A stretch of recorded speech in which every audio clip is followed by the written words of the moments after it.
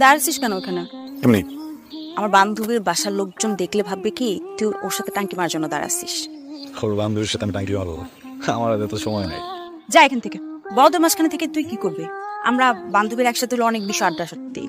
কোন বিষয়ে আড্ডা দিচ্ছি আমরা কিন্তু জানি। আমরা ছেলেরাও একসাথে বসলে ওসব নিয়েই কথা বলি। তোদের ফালতু আলাপের কথা বলতেছি না। আজকে আরেকবার ভদ্রভাবে বলতেছি, কখনো আমাকে পোলাপাইন বলবি না।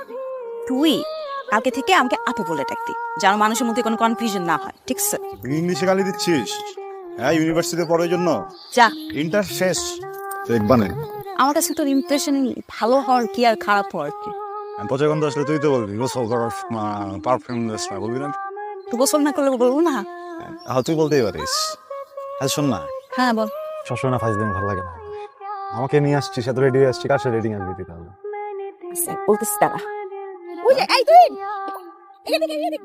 ছোট ভাইদের কাজই তো এটা, বড় পুরো প্রেম করবে আর ছোট ভাই ডেটিং এ হেল্প করবে। দেখ দেখি। এই কই যাস? এই তোরা শুন। কেন আমি এখানে তাদের কি করবো? আরে না, চকলেট খাও বলো। হ্যাঁ চকলেট দে। খাও না। আর যাওয়ার জায়গা না থাকলে তুই এখানে থাক, আমরা একসাথে ঘুরতে যাচ্ছি। তাই না? দাঁড়াও, 4টা দিন হতে পারলো না মামার বাসায় গেছি, তোমরা একদম রেডি রেডি হয়ে এখানে এসে পার্টি করতেছো। আমি থাকতে তো জীবনে কাজ করো না। তুমি পাঞ্জাবি পড়ছো কেন? হ্যাঁ একদম শাড়ি টাড়ি পরে কি অবস্থা? তোমাদের কি চলতেছে নাকি? আরে শোন, তুই আগে আগে মিষ্টি খা, তারপর কই যাস। কিসের মিষ্টি? হ্যাঁ বলো। সুখবর হলো হ্যাঁ? জুয়ের বিয়ে ঠিক। বিয়ে বিয়ে।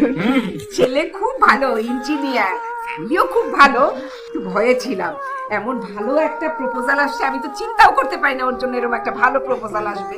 তুমি লাই দিয়া দিয়া মাথা তুলে রাখছিলে, কিন্তু আমার একটা বিশ্বাস ছিল যে আমার মেয়ে টই টই করে ঘুরুক আর যাই করুক, এই মেয়া কোনো কিছু করতে পারে না। এই মেয়ের প্রতি আমার খুব বিশ্বাস ছিল, ওই তো লক্ষ্মী মেয়ে। ফোন দিলে ঠিকভাবে ফোনটাও ধরস না। আমি তো ভাবলাম আমার ছেলের আমি হারাই ফেললাম। আরে ভাইয়া, এইসব কিছুই না, কাহিনী তো অন্য। আসলে মা মনে করছিল তুমি মনে হয় বিয়ে করে ওইখানে সংসার করতেছো আর মাকে ভুলেই গেছো। এই তুই বেশি বুঝিস না? না রে, আমি এগুলো কিছু বলি নাই। ও মা, কেন? তুমি তো এটা বলছো যে ভাইয়া বুঝি ওইখানে প্রেম করে বিয়ে করে সংসার করতেছে আর তোমার ভুলে গেছে। ও বাবা, তোমাকে তো বলতে ভুলে গেছি। আমি একটা পাওয়ার গ্রিডে অ্যাপ্লাই করছিলাম, বুঝছো? আমার 2-1 মাসের ভিতর জবটা হয়ে যাবে, অ্যাসিস্ট্যান্ট ইঞ্জিনিয়ার পোস্ট। তাই নাকি? আরে তাহলে তো কথাই নেই, কালকে থেকে আমি আমার ছেলের জন্য মেয়ে দেখা শুরু করবো। আমি দেখে শুনে তারপর আমার ছেলে বিয়ে দেবো। কেমন আছিস? যেমন রাখছিস, তুই কেমন আছিস?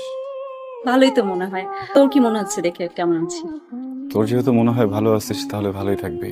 একটা প্রবলেম হলে সলভ করা যায়, তোগুলো প্রবলেম কিভাবে সলভ করবো বল?